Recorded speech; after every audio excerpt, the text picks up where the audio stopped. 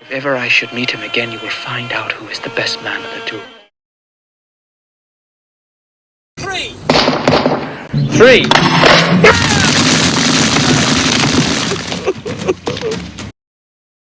I'm Lieutenant Fakenham. Though I cannot say how. I believe you have cheated me. Have you done with my lady? This is the Godfather of cinema, and thanks for joining me for my analysis of director Stanley Kubrick's 1975 period drama film, Barry Lyndon, also written and produced by Kubrick and based on William Makepeace Thakeray's 1844 novel, The Luck of Barry Lyndon. The film stars Ryan O'Neal, Marisa Berenson, Krüger, and Leon Vitali. At the end of this video, I would appreciate it if you would give it a thumbs up, leave a comment, subscribe to my channel, and hit the bell to be notified of my future videos. If you haven't seen Barry Lyndon, I'd recommend that you do so, as I will describe certain scenes from the film. But if you stay to the end of this video, I will prove through the film's main character, Barry Lyndon, that there is no one way to do anything, be it honorable or dishonorable. However, nothing is free and everything has a price. My other goals for this analysis are to get you to see Barry Lyndon in a whole new way and make you want to see this classic Stanley Kubrick film immediately right after this video. So, without further delay, let's dive into it, beginning with The Right Way, or The Duel. In the mid-1750s, in the Kingdom of Ireland, a man is killed in a duel, in a dispute over a horse sale. Years later, his son, Redmond Barry, becomes infatuated with his older cousin, Nora Brady. A British Army captain named John Quin is also infatuated with Nora Brady. But what separates the two men in Nora Brady's mind is money. John Quin has it, Redmond Barry does not, and to her, Redmond Barry is a boy and British Army Captain John Quin a man. And she makes this distinction clear to Redmond Barry at a military demonstration involving Captain Quin, 100 English troops, mounted officers, and a small military band. Nora dances with Captain Quin 5 times, knowing full well that this will upset Redmond Barry, and it also does not help that Captain Quin is higher on the social ladder, in that he is a nobleman, a man of property, and a man with a title. Nevertheless, Redmond Barry challenges Captain Quin to a duel with pistols for Nora's hand in marriage. No! 3. And wins not only the duel but also, and more importantly, the respect of his second and friend, Jack Grogan, for challenging the captain to an honorable duel.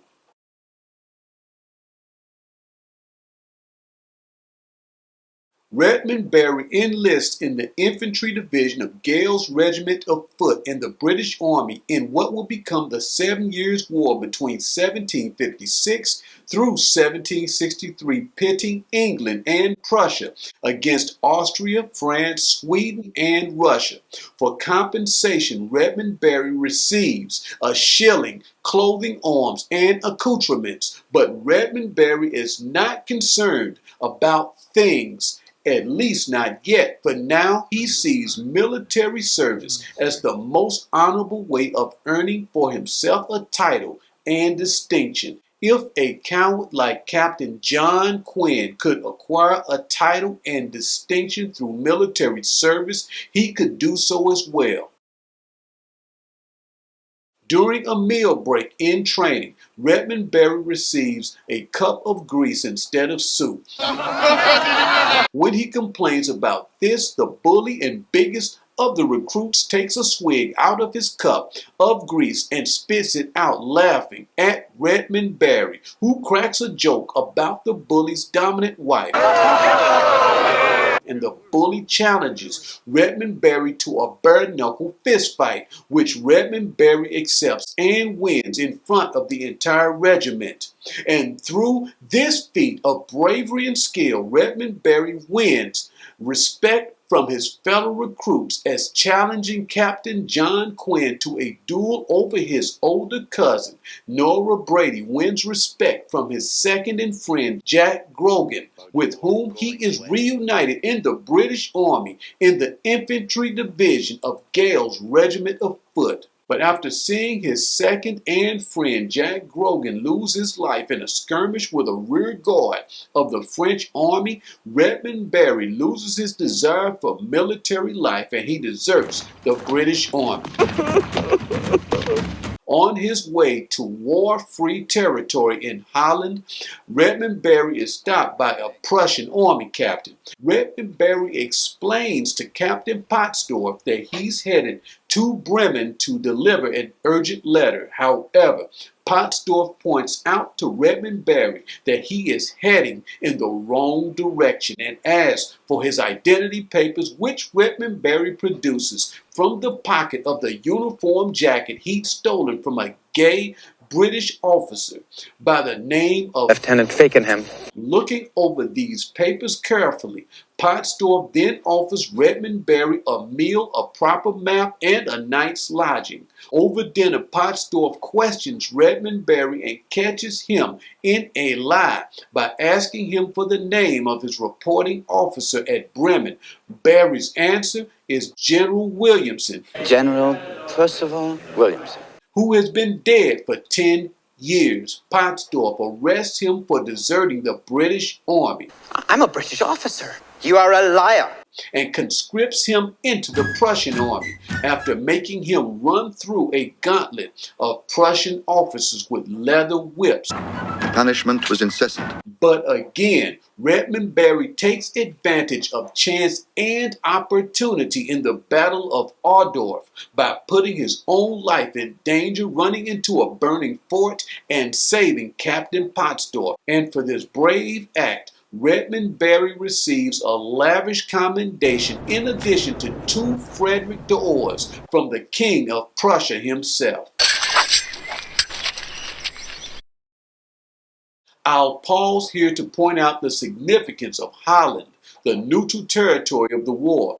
Holland is a metaphor of Redmond Barry's changing outlook on how he believes that he must go about moving up the social ladder. He starts out through honorable deeds. No! No! 3. But after using a gay British officer's uniform and name to desert the British Army, And how empty life would be without you. to escape the same fate as his second and friend Captain Jack Grogan, who loses his life on the battlefield, then using that same gay British officer's uniform and name to secure lodging for 3 days in the home of a Prussian woman whose husband is away fighting in the war. In seeking the neutral territory of Holland, Redmond Barry has decided to take the wrong way to obtain a name for himself, as Potzdorf points out, by letting him know that he was heading in the wrong direction to Bremen, referring to not just his geographical location, but also to his new way of getting a title and distinction for himself. The wrong direction is also a metaphor of Redmond Barry's decision to switch sides from England and Prussia to their enemies, Austria, France, Sweden, and Russia. Redmond Barry's new direction is also implied by the name of the gay British officer whose uniform and name he steals, which happens to be Captain, I'm Lieutenant Fakenham. the root of which is fake and foreshadows him dropping his own name to take on the name of others, including that of Lyndon, through marriage to an old man's widow. Have you done with my lady, Mr. Barry? Before leaving his home in Kilwagen, Redmond Barry was an idealist who still believed that bravery and honor were the only methods for obtaining a title and distinction. He admired his father, who died honorably in a duel over a horse dispute. But after challenging Captain John Quin to a duel, Three.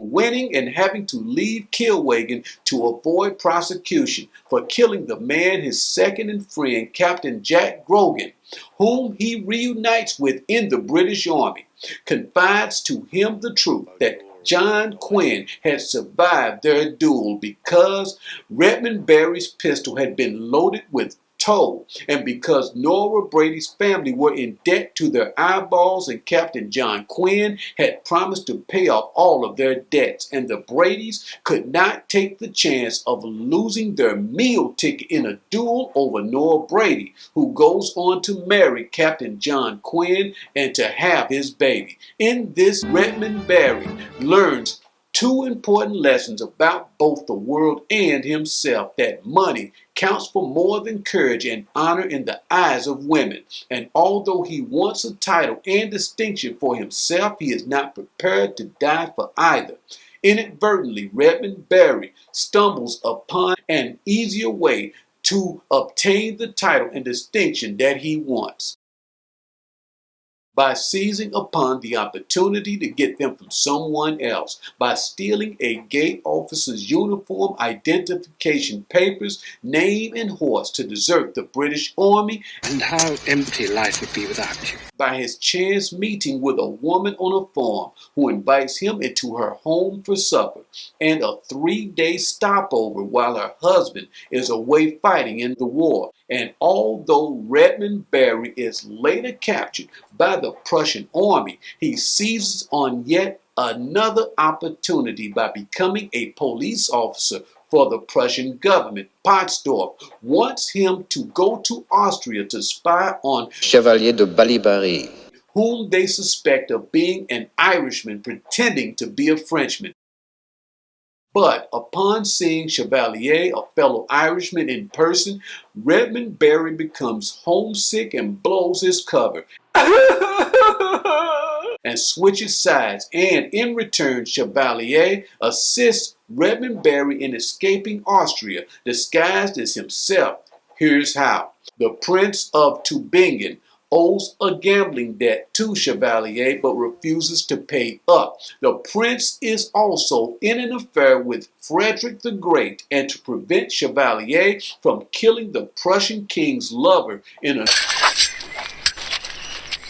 duel over the debt, Captain Potzdorf decides to deport Chevalier out of the country. One morning, Prussian officers show up at Chevalier's home and hand Redmond Barry, disguised as Chevalier, a small bag containing 2,000 Frederick d'Ors. Then, by luxury carriage, they transport Redmond Barry to Saxony and freedom to reunite with the real Chevalier, who had snuck out of Prussia the night before.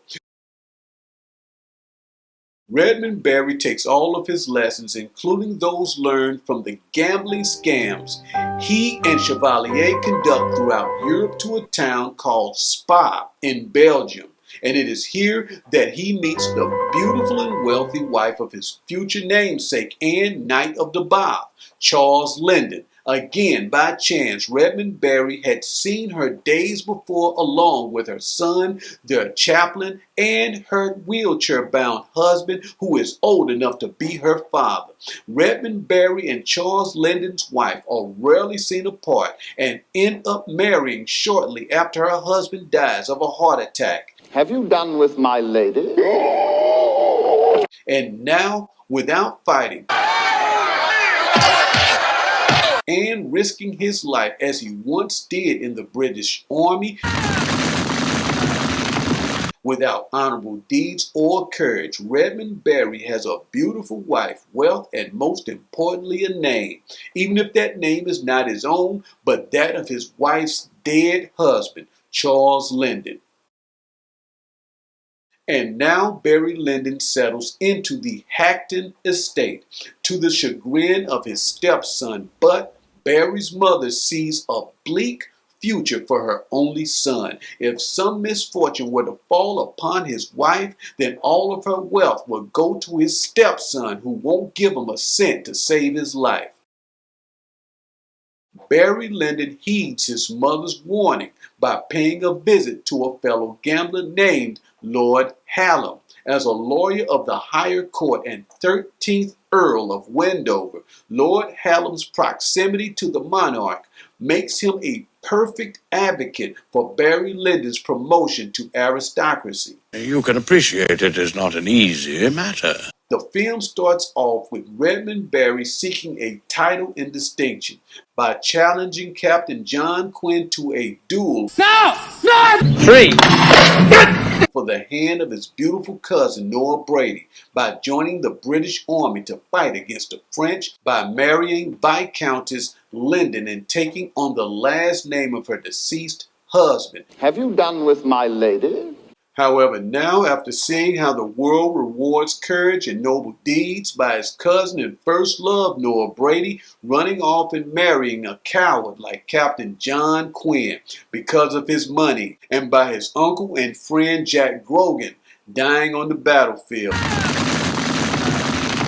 The film will end with Barry Lyndon seeking a title and distinction by mingling in all the proper circles, by using his wife's money. Like you've been holding out on me. You know me. Damn right I know you. Including her diamonds, to buy land for 10 times its value, by investing in overpriced paintings and other articles of little value, and by paying bribes disguised as loans, hoping to increase his chances at gaining peerage. In short, Barry Lyndon has allowed his gambling buddy Lord Hallam to lead him down the road to financial and moral ruin, for as Machiavelli says of such friends that are gained by money, not by greatness and nobility of spirit, may well be earned, but cannot be kept, and in time of need they will have fled your purse. The end for Barry Lyndon begins when he gives Charles Bullingdon Jr. 6 lashes for spanking Brian, What's going on in here? Barry Lyndon's one and only son, who takes advantage of the fact that he is favored by his father. 1, 2, 3. But Bullingdon gets his revenge when Barry Lyndon invites a large number of influential friends over to hear his wife play the piano, accompanied by their chaplain Reverend Runt on the flute. Charles crashes the performance and accuses Barry Lyndon of squandering his dead father's wealth, as well as ruining his good name. He finishes his speech and Barry Lyndon beats the hell out of him in front of his guests so violently that none of his bought friends want anything more to do with him. All of the hard work he has put into buying his way into their society, this one mistake ruins everything. He learned early on that honor isn't free when he saw his second and old friend Jack Grogan die on the battlefield. And now Barry Lyndon has learned another lesson. Honor is not free, but dishonor is not free either. All of his creditors bill him at the same time. And the Hackton estate falls into ruin. Bullingdon ran away from home after his beating, and now he returns home to challenge Barry Lyndon to a duel. And the film now comes back around full circle. In the beginning, his father lost his life in a duel, in a dispute over a horse sale. Bullingdon gets to shoot first, but his gun goes off accidentally into the ground. But instead of shooting his estranged stepson, Barry Lyndon shows him pity by also firing his first shot into the ground. But Bullingdon doesn't return the favor. On his second try, he shoots Barry Lyndon in the leg. Barry Lyndon is taken to an inn where a doctor tells him that he has to have the leg amputated in order to live. The film in Barry Lyndon's bid to make a name for himself in the world ends, and Bullingdon evicts him and his mother from the estate in disgrace. Barry Lyndon loses the duel to Bullingdon, but in that disgrace, he also regains his honor for the price of a leg and a foot. Again, I'd like to thank you for watching my analysis of director Stanley Kubrick's 1975 period drama film Barry Lyndon. And if you like this video, I'd appreciate it if you'd give it a thumbs up, subscribe to the Godfather of Cinema, and hit the bell to be notified of my future uploads. I will see you soon.